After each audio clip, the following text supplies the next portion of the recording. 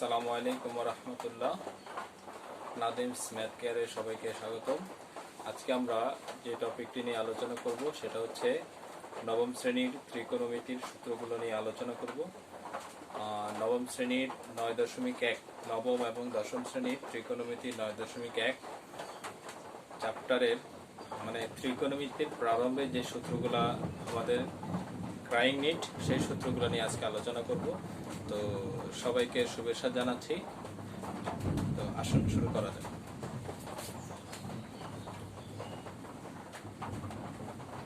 আমাদের আলোচ্য টপিক হচ্ছে ত্রিকোণমিতি।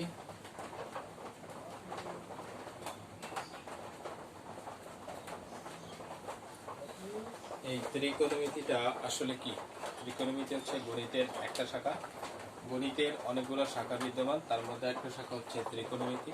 এই ত্রিকোণমিতির বেসিক নিয়ে আমরা এখন মূলত আলোচনা শুরু করতে যাচ্ছি।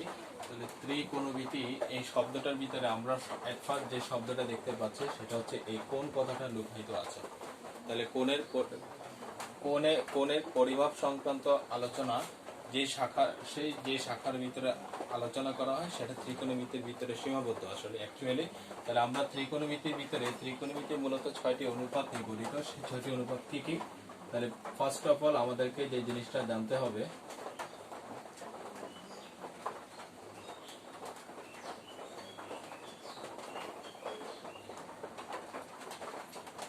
ত্রিকোণমিতির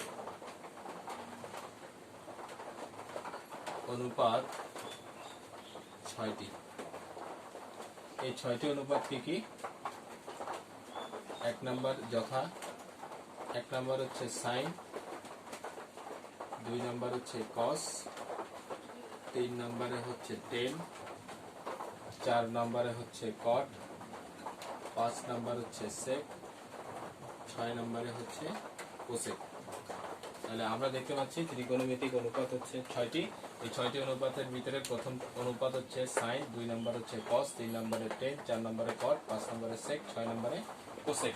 এই 6টা অনুপাত, এগুলো হচ্ছে শর্ট ফর্ম, এগুলো কিন্তু লেংদি ফর্ম আছে। সেই লেংদি ফর্মগুলো আমি একটু এখানে আলোচনা করছি, একটু এখানে খেয়াল করতে হবে। 1 নম্বরে যে সাইন অনুপাত আছে তার সম্পূর্ণ মিনিং হচ্ছে SINE সাইন। 2 নাম্বার যে কস অনুপাতটা আছে তার সম্পূর্ণ মিনিং হচ্ছে কোসাইন। 3 নম্বরে যে টেন অনুপাতটা দেখতে পাচ্ছি, এই টেনের ফুল ফর্মটা হচ্ছে ট্যানজেন্ট। 4 নম্বরে যে কট অনুপাতটা আছে, এই কটের ফুল মিনিং হচ্ছে কোট্যানজেন্ট। 5 নম্বরে আমরা যে অনুপাতটা দেখতে পাচ্ছি সেটা হচ্ছে সেক। এই সেকের ফুল মিনিং হচ্ছে সেকেন্ড। ক্লিয়ার? 6 নম্বরে যে কোসেক অনুপাতটা আছে, এই কোসেকের ফুল মিনিং হচ্ছে কোসেকেন্ড। ক্লিয়ার? আচ্ছা, তাহলে এই ত্রিকোণমিতিক অনুপাতটা 6টা আমরা দেখতে পেলাম। এখন এই ত্রিকোণমিতিক অনুপাতের ভিতরে কিন্তু কোণ কথাটা বিদ্যমান আছে। এই কোণটা আসলে কি, এখন আমরা সেই জিনিসটা ক্লিয়ার করব। আচ্ছা, তো প্রথমে একটা উদাহরণ দিলে আসলে ব্যাপারটা ক্লিয়ার হয়।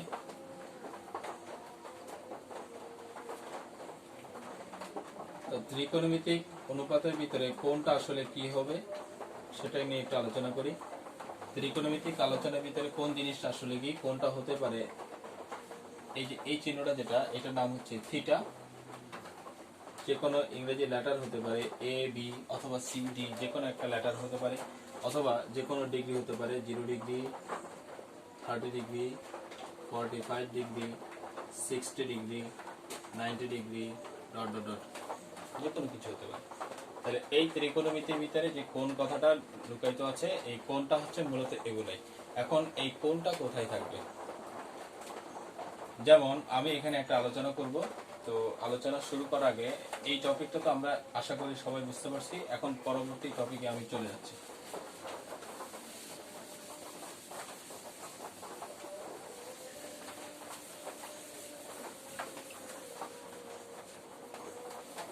ত্রিকোণমিতির টপিকের ভিতরে মূলত দুইটা কথা না বললেই নয়। একটা হচ্ছে সহগ আর একটা হচ্ছে কোণ। এখন এখানে সহগ কি, কোণ কি?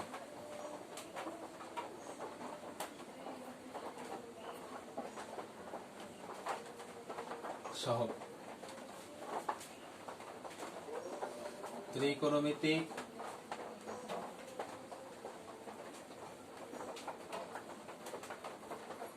অনুপাতের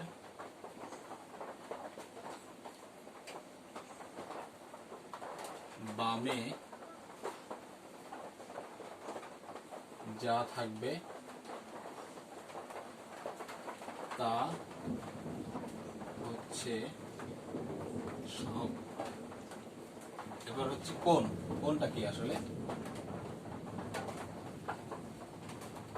কোন?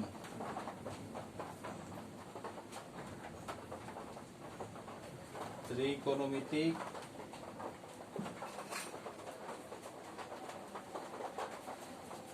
অনুপাতের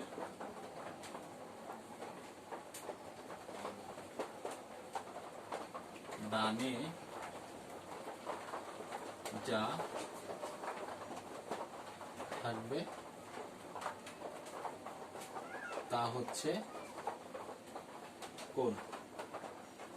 ওকে, তাহলে ত্রিকোণমিতিক অনুপাতের বামে যা থাকবে তা হচ্ছে সহগ এবং ত্রিকোণমিতিক অনুপাতের ডানে যা থাকবে তা হচ্ছে কোণ। একটা উদাহরণ দিলে আমরা ব্যাপারটা ক্লিয়ার হব। যেমন আমি মনে করো এখানে লিখলাম 2 sin of a plus b।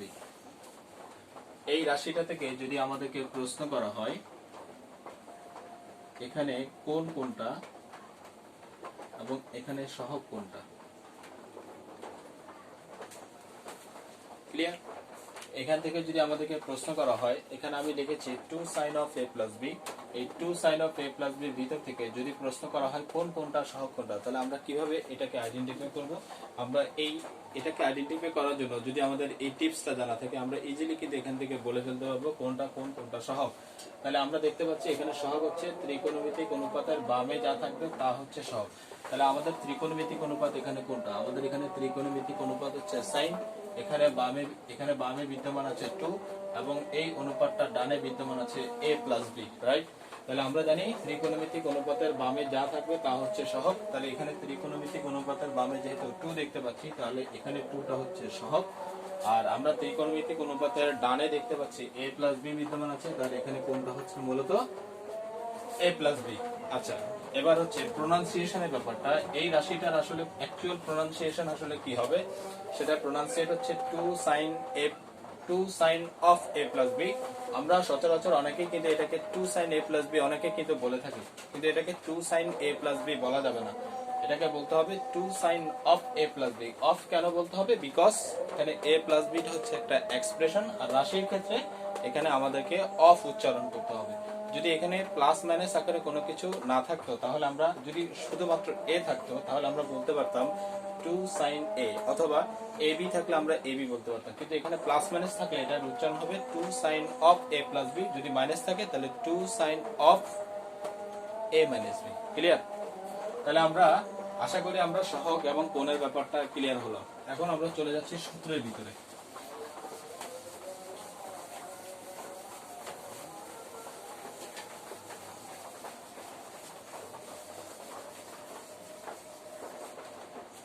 আমরা সবাই বইতে কিন্তু নরমালি দেখতে পাই sin theta equal to 1 by cosec theta,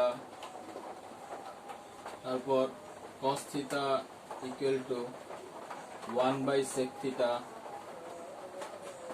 tan theta equal to 1 divided by cot theta, তারপর cot theta equal to 1 divided by tan theta, sec theta equal to 1 divided by cos theta, cosec theta equal to 1 divided by sin theta। এটা আমরা সবাই বইতে আমরা দেখতে পাচ্ছি। তো এই সূত্রগুলো কি ইজিলি মনে রাখার আদৌ কি কোনো টেকনিক বা কৌশল আছে কিনা? অবশ্যই এই সূত্রগুলোকে ইজিলি, যদি পরীক্ষা হলে আনফরচুনেটলি তোমরা ভুলে যাও, এই সূত্রগুলোকে ইজিলি কিন্তু বের করা যায়। আমি সেই টেকনিকটা নিয়ে এখন এখানে আলোচনা করব, সেই টেকনিকগুলো নিয়ে। তো সেই টেকনিকগুলো নিয়ে আলোচনা করতে হলে ফার্স্ট অফ অল আমাদেরকে যে জিনিসটা মনে রাখতে হবে সেটা হচ্ছে এই যে ত্রিকোণমিতিক অনুপাতগুলো আছে এদেরকে কিন্তু সিরিয়ালি তোমাদেরকে মনে রাখতে হবে। সিরিয়ালি মনে রাখলে কিন্তু সূত্রটা ইজিলি বের করা যায়। তাহলে আমরা সিরিয়ালি ত্রিকোণমিতিক অনুপাত যে 6টা, সেটা সিরিয়ালি 6টা অনুপাত কি জানি। এক নম্বরে ছিল সাইন থিটা অনুপাত হচ্ছে শুধুমাত্র সাইন, এখানে থিটাটা কিন্তু অ্যাঙ্গেল সহকারে। 2 নম্বরে ছিল cos থিটা, 3 নম্বরে ছিল tan থিটা, 4 নম্বরে ছিল কট থিটা, 5 নম্বরে ছিল সেক থিটা, এবং লাস্ট ওয়ান যেটা 6 নম্বর আছে সেটা হচ্ছে কোসেক থিটা। ঠিক আছে না? এই সিরিয়ালটা কিন্তু আমাদেরকে সিরিয়ালে মনে রাখতে হবে। তো সবাইকে মনে রাখতে হবে সিরিয়ালটি sine cos tan cot sec cosec, sine cos tan cot sec cosec. এটা এলোমেলো করলে কিন্তু সূত্রটা ইজিলি আর বের করা যাবে না। তো এটা সবাইকে আমাদেরকে সিরিয়ালে মনে রাখতে হবে। তাহলে এরপর আমরা পরবর্তী টপিকে চলে যাচ্ছি, অর্থাৎ এই সূত্রগুলোকে কিভাবে মনে রাখা যায় সেটা নিয়ে এখন আলোচনা করব। তাহলে এটাকে মনে রাখার জন্য আমি একটা টেকনিক করে এটার নাম দিয়েছি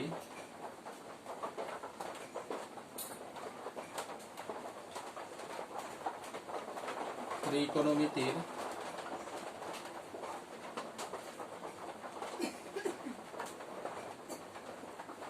বিপরীত অনুপাত means 1 divided by something। ত্রিকোণমিতির বিপরীত অনুপাত সূত্র সমূহ, অর্থাৎ লব যদি 1 হয়, হর যাই হোক না কেন, এটাকে আমরা মানে মনে রাখার সুবিধার্থে এটাকে বিপরীত অনুপাত হিসেবে কনসিডার করলাম। তাহলে ত্রিকোণমিতির বিপরীত অনুপাত সূত্র সমূহ নিয়ে এখন আমরা আলোচনা করব। অর্থাৎ লবটা 1 হবে, হর সামথিং, হর যাই হবে, এটাকে বিপরীত অনুপাত হিসেবে কনসিডার করে নিলাম জাস্ট। তাহলে আমরা সিরিয়ালে শুরু করি। তাহলে আমাদের সিরিয়ালে ছিল 1 নম্বরে ছিল সাইন থিটা। এটা এখানে যদি ত্রিকোণমিতিক অনুপাত বলা হয়, অনুপাত কিন্তু শুধুমাত্র সাইন থিটা সহকারে কিন্তু অনুপাত নয়। থিটাটা কিন্তু এখানে এই সাইন ত্রিকোণমিতিক অনুপাতের একটা অ্যাঙ্গেল। আমাদের সূত্রের ভিতরে কিন্তু অনুপাতও থাকবে, অ্যাঙ্গেলও থাকবে। এখানে থিটার জন্য যে সূত্র, এখন এখানে থিটার স্থলে যদি অন্য কোনো অ্যাঙ্গেল বসে কিন্তু সূত্র কিন্তু সেটাই হবে। অর্থাৎ থিটার স্থলে যদি এ চলে আসে কিন্তু সূত্রের ভিতরে এই চলে আসবে। থিটার স্থলে যদি এ প্লাস বি চলে আসে সূত্রের ভিতরে এ প্লাস বি চলে আসবে। অর্থাৎ অ্যাঙ্গেল চেঞ্জ হতে পারবে, সমস্যা নেই। ঠিক আছে? তাহলে দেখি 1 নাম্বার, যেহেতু বিপরীত অনুপাত তাহলে আমরা এটাকে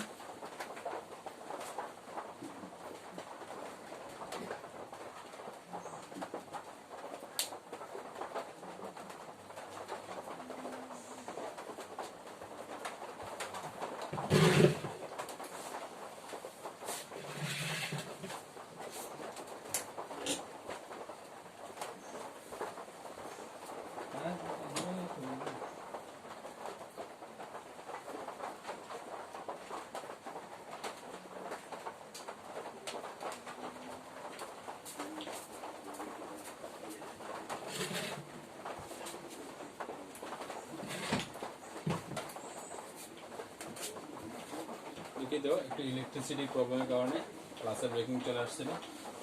তো এখানে 1 নাম্বার ছিল সাইন থিটা। তো এটা যেহেতু বিপরীত অনুপাত, এটা আমি 1 বাই সামথিংটা পরে বসাচ্ছি। 2 নাম্বার অনুপাত ছিল আমাদের কস থিটা, বিপরীত অনুপাতের কারণে এটাকে আমরা 1 বাই সামথিংটা পরে বসাচ্ছি। 3 নাম্বার অনুপাত ছিল আমাদের টেন থিটা, তাহলে বিপরীত অনুপাতের জন্য 1 বাই সামথিংটা পরে বসাচ্ছি। 4 নাম্বার অনুপাত ছিল আমাদের কট থিটা, বিপরীত অনুপাতের জন্য 1 বাই সামথিংটা আমরা পরে বসাচ্ছি। 5 নাম্বার অনুপাত ছিল আমাদের সেক থিটা, বিপরীত অনুপাতের জন্য 1 বাই সামথিংটা আমরা পরে বসাচ্ছি। 6 নাম্বার অনুপাত ছিল আমাদের কোসেক থিটা, তাহলে বিপরীত অনুপাতের জন্য 1 ডিভাইডেড বাই সামথিংটা আমরা পরে বসাচ্ছি। এখন প্রশ্ন হচ্ছে এই যে সামথিং এখানে এই জায়গাগুলোতে আসলে কি বলবে? তাহলে আমরা বলছিলাম আমাদেরকে সিরিয়ালগুলো কিন্তু একদম লাইন বাই লাইন সিরিয়ালগুলোকে কিন্তু এলোমেলো করা যাবে না। অর্থাৎ sine cos tan cot sec cosec এদেরকে সিরিয়াল আকারে মনে রাখতে হবে। তাহলে আমরা দেখতে পাচ্ছি একটা জিনিস উপর থেকে নিচের দিকে নামলো সিরিয়াল আকারে। এখন এই সিরিয়ালটাই আমরা নিচে থেকে উপরের দিকে যাব। তাহলে আমাদের প্রথম অনুপাত ছিল সাইন থিটা, প্রথমটা হচ্ছে সাইন থিটা, 2 নাম্বারটা হচ্ছে কস থিটা, 3 নাম্বারটা ছিল টেন থিটা, 4 নাম্বারটা ছিল কট থিটা, 5 নাম্বার ছিল সেক থিটা, 6 নাম্বার ছিল কোসেক থিটা। তাহলে আমরা যদি এখন এটাকে মিলাই দেখি, দেখো মিলে গেছে। 1 নাম্বার সাইন থিটা সমান 1 বাই কোসেক থিটা, এখানে কি আছে সাইন থিটা সমান 1 বাই কোসেক থিটা। 2 নাম্বার হচ্ছে কস থিটা সমান 1 বাই সেক থিটা, এখানে কস থিটা সমান 1 বাই সেক থিটা। 3 নাম্বার হচ্ছে টেন থিটা সমান 1 বাই কট থিটা, এখানে টেন থিটা সমান 1 বাই কট থিটা। 4 নাম্বার হচ্ছে কট থিটা সমান 1 বাই টেন থিটা, এই যে কট থিটা সমান 1 বাই টেন থিটা। 5 নাম্বার হচ্ছে sec থিটা সমান 1 বাই cos থিটা, তাহলে এখানে 5 এর sec থিটা সমান 1 বাই cos থিটা। 6 নাম্বার হচ্ছে cosec theta equal to 1 by sin theta, তাহলে cosec theta equal to 1 by sin theta. তাহলে ব্যাপারটা দেখা গেল তো ইজিলি কিভাবে সূত্রগুলোকে মনে রাখা যায়। এখন প্রশ্ন হচ্ছে এটা এই টেকনিকটার উপর ডিপেন্ড করে থাকলে কিন্তু হবে না, এই সূত্রগুলোকে লার্ন বাই হার্ট করতে হবে, এই সূত্রগুলোকে একদম একদম তটস্থ মুখস্থ কণ্ঠস্থ লিখস্থ করে ফেলতে হবে। তাহলে এটা শেখানোর উদ্দেশ্য কি, এটা তোমাদেরকে শেখানোর উদ্দেশ্য হচ্ছে যদি আনফরচুনেটলি পরীক্ষার হলে সূত্রগুলো ভুলে যাও, তাহলে সূত্র ভুলে গেলে কিন্তু অঙ্ক মিলাইতে কিন্তু কষ্ট হয়ে যাবে। তাহলে এই সূত্রগুলোকে ইজিলি বের করার জন্য এই টেকনিকটা মূলত শেখানো, কিন্তু এই টেকনিকের উপর ডিপেন্ড করে থাকলে হবে না, সূত্র শিখতেই হবে, কিন্তু সূত্র ভুলে গেলে ওই তোমাকে ব্যাকআপ দেওয়ার জন্য এই টেকনিকটা শেখানো। ক্লিয়ার? আচ্ছা, তাহলে এখন আরো কিছু সূত্র আছে। আজকে আমাদের টপিকটা হচ্ছে সূত্র নিয়ে আলোচনা।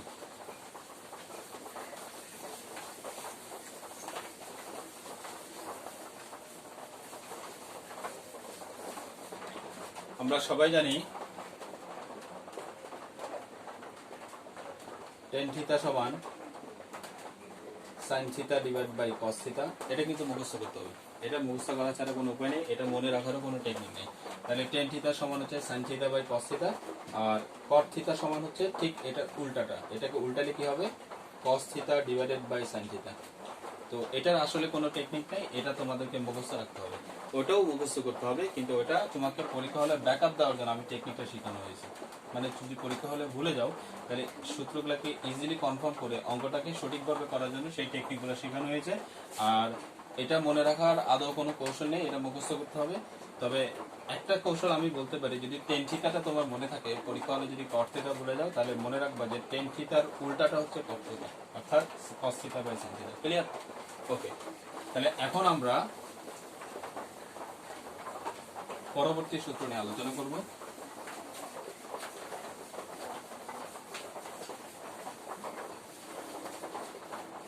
পরবর্তী সূত্রটা অ্যাকচুয়ালি কি সেটা নিয়ে আলোচনা করব। দেখো এখানে আমরা সবাই কিন্তু জানি যে তিনটা সূত্র আছে, sin square theta plus cos square theta equal to 1, এটা আমরা সবাই জানি।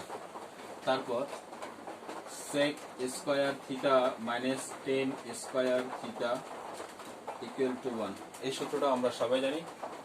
তারপর আরেকটা সূত্র আমরা সবাই জানি, cosec square theta minus cot square theta equal to 1, এটাও আমরা সবাই জানি।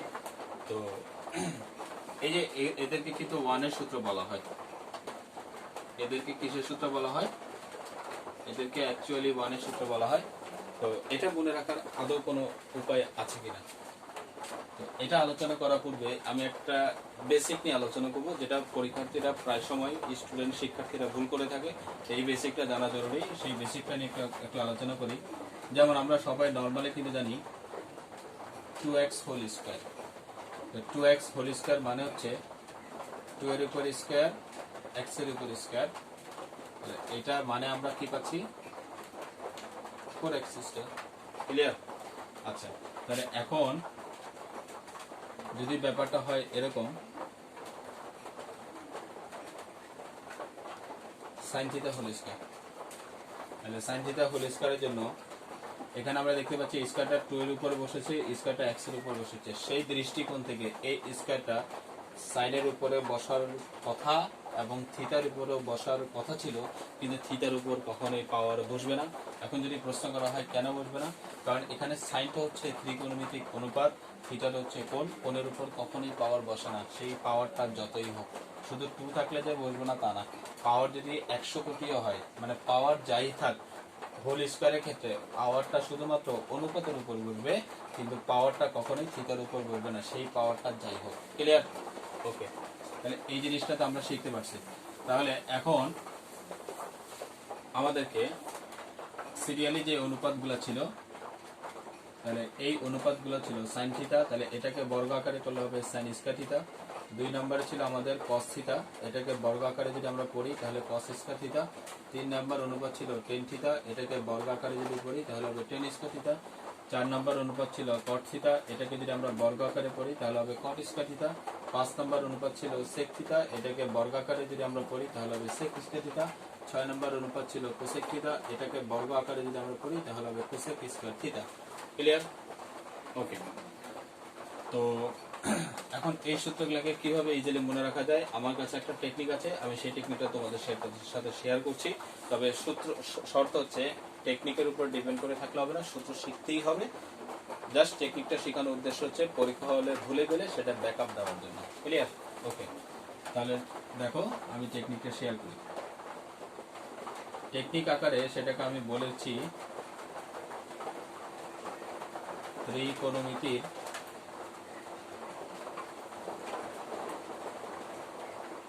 বর্গের সূত্র, ব্র্যাকেটে লিখলাম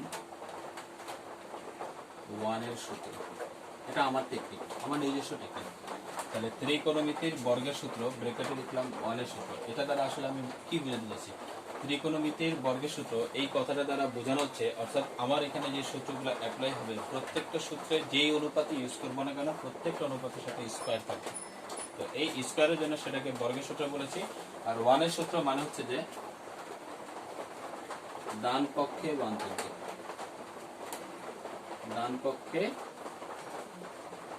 1 থাকবে। ঠিক আছে? আচ্ছা, তাহলে একটু খেয়াল করি।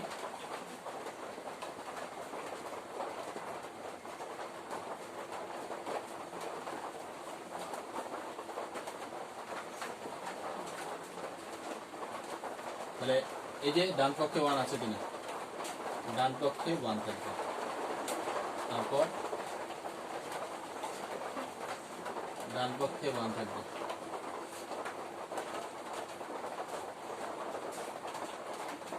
ডান পক্ষে 1 থাকবে, একটু দূরে, ডান পক্ষে 1 থাকবে। এটা মনে রাখার যে কৌশলটা সেটা আমি বলতে চাচ্ছি। এটা মনে রাখতে হবে এভাবে যে 12, 53, 64, 12, 53, 64, অর্থাৎ এগুলোকে জোড়ায় জোড়ায় আমি মনে রাখা মানে তিনটা সূত্রের ভিতরে তিনটা জোড়া, তিনটা সূত্রের ভিতরে তিনটা জোড়া, 12, 53, 64। প্রথম জোড়াটা হচ্ছে প্লাস, দ্বিতীয় জোড়াটা হচ্ছে মাইনাস, তৃতীয় জোড়াটা হচ্ছে মাইনাস। এটা দ্বারা আসলে কি বোঝায়? তাহলে দেখো প্রথম জোড়াটা 1, 2, এখানে 1, 2,